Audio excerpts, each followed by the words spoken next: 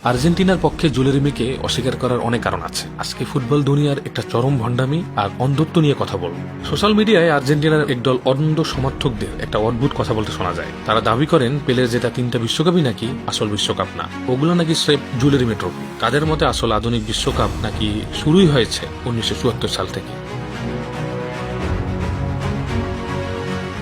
নিজেদের ঐতিহাসিক ব্যর্থতা ঢাকতে ইতিহাসকে বিকৃত করার এই সস্তা চেষ্টা কেন? চলুন আজ ফুটবল ইতিহাসের সেই চরম তেতো সত্যটা একদম খোলাসা করি।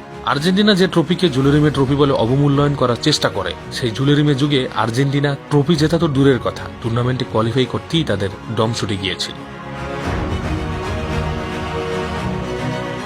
পেলে গারিনজারা যখন বিশ্বজয় করছিলেন, আর্জেন্টিনা তখন প্রথম রাউন্ড থেকে বিদায় নেওয়ার লজ্জায় মুখ লুকাচ্ছিল। অনেকে না জেনে তর্ক করে যে তখন নাকি এগুলোকে বিশ্বকাপই বলা হতো না। তাদের উদ্দেশ্যে বলি, ইতিহাসটা একটু ভালো করে জানুন। 1930 সালে যখন এই টুর্নামেন্ট শুরু হয়, তখন এর অফিসিয়াল নাম ছিল ফিফা বিশ্ব চ্যাম্পিয়নশিপ। সাধারণ মানুষ, ফুটবলার এবং তৎকালীন রেডিও পত্রিকায় একে শুরু থেকে বিশ্বকাপ বা ফরাসি ভাষায় কুপ দু মোন্ড বলেই ডাকত সবাই। 1930 সালের উরুগুয়ে বিশ্বকাপ থেকে শুরু করে পেলের জেতা 1958 বা 1970 সালের বিশ্বকাপের অফিসিয়াল পোস্টার, ম্যাচ টিকিট এবং লোগো সবখানি স্পষ্ট করে স্প্যানিশ ভাষায় ক্যাম্পিওনাটো মুন্ডিয়াল ডে ফুটবল বা ইংরেজিতে ওয়ার্ল্ড কাপ খোদাই করা ছিল। ফিফার প্রতিষ্ঠাতা জুলেরিমের সম্মানে 1946 সালের ট্রফিটির নাম বদলে জুলেরিমে রাখার আগে দীর্ঘ 16 বছর এই ট্রফিটার অফিসিয়াল নামই ছিল বিশ্বকাপ।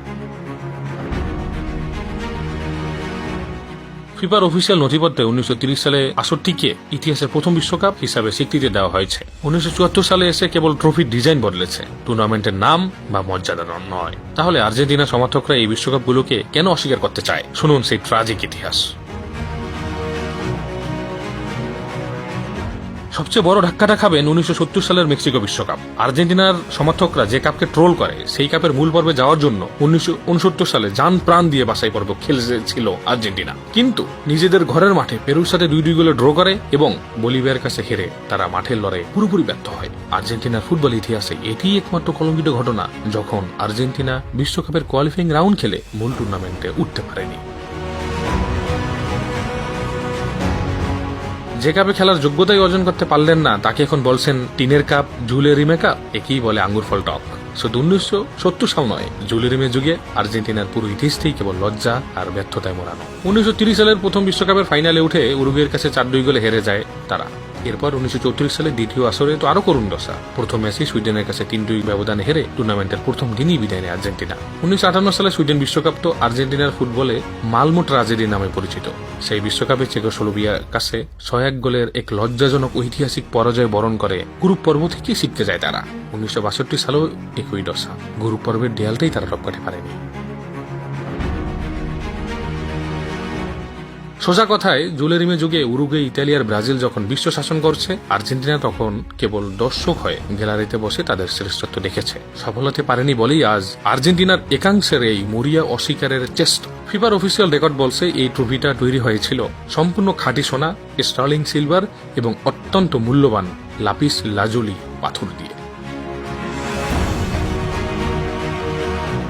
পেলে, গারিনজা, ববির মতো ফুটবলের সর্বকালের সেরা মহিরুহরা এই সোনার ট্রফিটা সবার জন্য নিজেদের রক্ত, ঘাম এক করেছিলেন। ফুটবল ইতিহাসের আদি এবং আসল গৌরব নিহিত আছে এই জুলেরিমে ট্রফিতে। নিজেদের ট্রফি ক্যাবিনেটে ওই 40 বছরের কোনো ট্রফি নেই বলে ফুটবলের সোনালী অতীতকে অস্বীকার করা চরম মূর্খতা ছাড়া আর কিছুই নয়।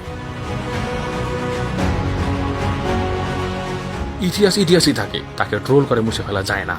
জুলেরিমে ট্রফি ফুটবলের আদি গৌরব ছিল, আছে এবং থাকবে। আর সেই গৌরবের মঞ্চে আর্জেন্টিনা পুরোপুরি এক ব্যর্থ দলের নাম। তাই পরবর্তী সময়ে পেলে বা জুলেরিমেকে নিয়ে ট্রোল করার আগে নিজেদের এই লজ্জাজনক ইতিহাসটা একবার মনে করবেন।